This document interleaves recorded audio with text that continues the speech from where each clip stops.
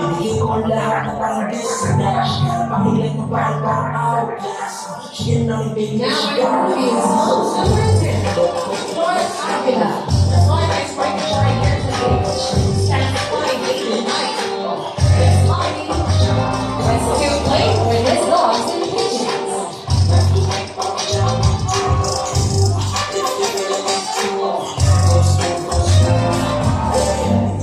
Sa isip mo, namayamang nasa isip mo. Kung ako na yung pinipin mo, sigurado walang ako makatama mo. My face on top of my head, I don't even know what to say. Pero ako gusto ko chase it. I just want to stay on. Worst thing I can do, ko lahat ng parang business. Pakilan mo parang outcast. Once again, Lord Avila.